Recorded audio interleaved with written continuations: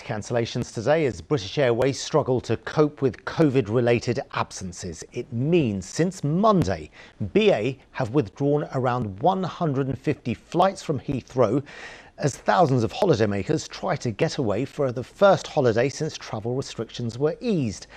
EasyJet has also cancelled planes. Around 30 didn't take off yesterday from Gatwick. Well, some of you have been telling us what that's been like. The Price family from South London shared their hopes for a holiday and how they were dashed.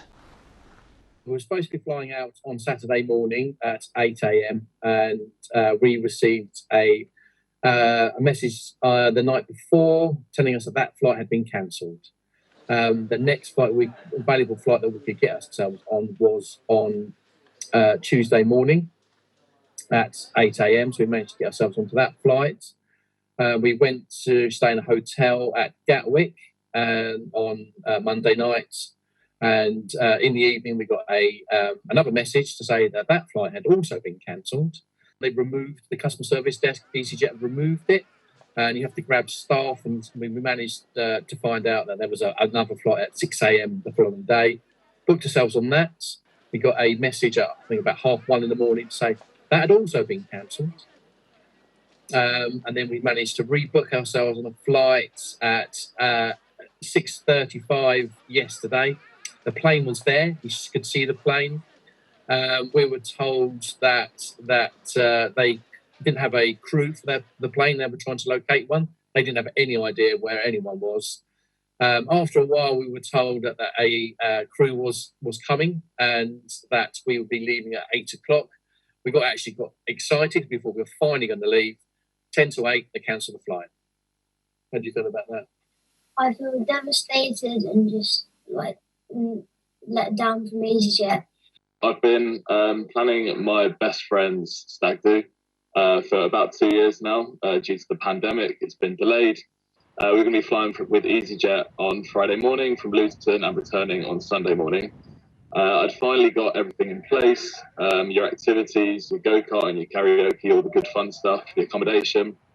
And I was just booking taxis to the airport, actually. So I checked on the EasyJet app and they said that my flight home on the Sunday had been cancelled. But the fact it wasn't communicated was quite disappointing. And I'm yet to get any response from my outreach to their customer service team.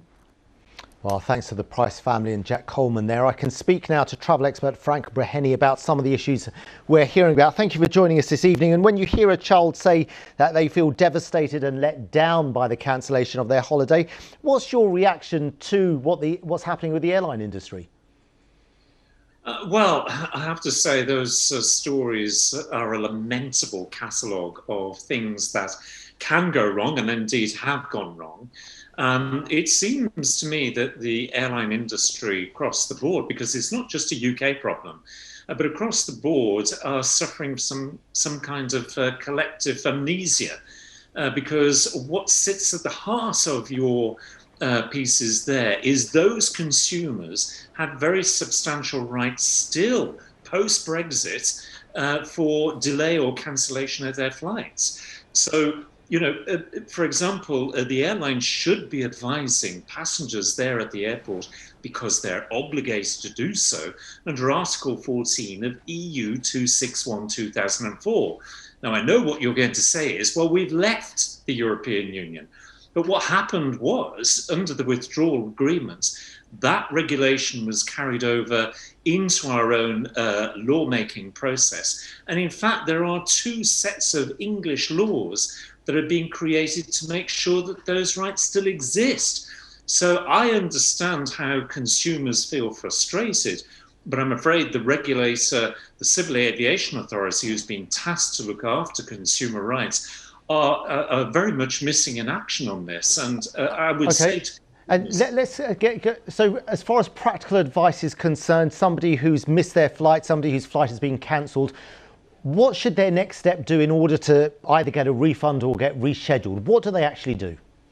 Well, I think that what I've been saying in the last few minutes is that they need to look at EU 261/2004 because those rights exist now in English law.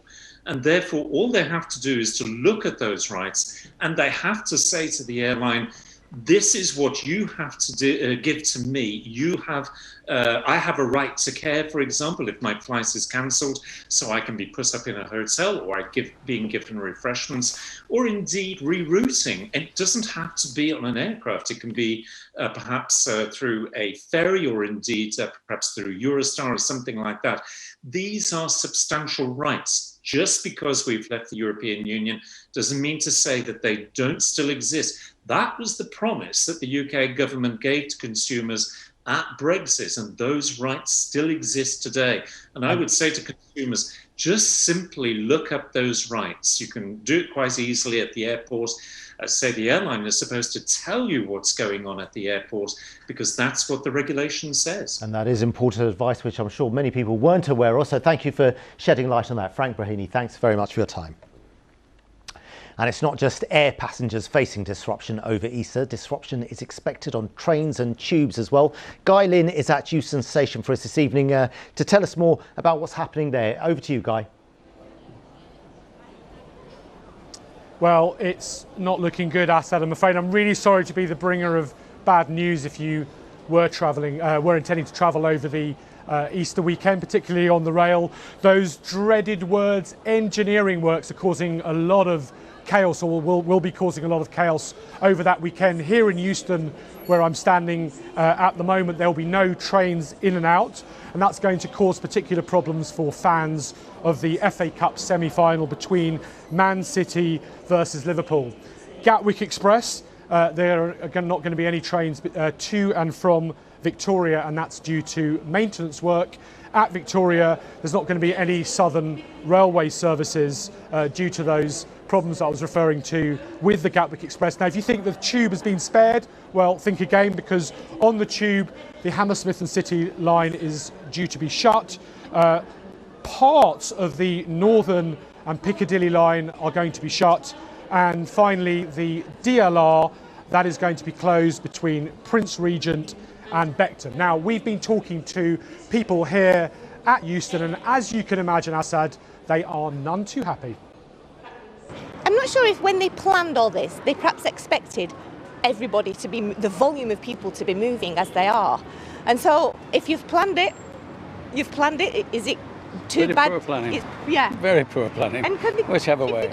People need to see their family. Like, I'm coming all the way from Aberystwyth, from uni to London, and I'm glad I came now instead of later. Oh, to be fair, like you say, the disruption on the trains, it is what it is. There's got to be disruption. I'm quite sure it's for a specific reason, and the trains are quite overcrowded at the minute, you know. Well, we've got a statement in from Network Rail. The Network Rail are obviously in charge of maintaining the upkeep of Britain's railway, and they say, in inverted commas, there is never an ideal time to shut the railway. Well, they can certainly say that again.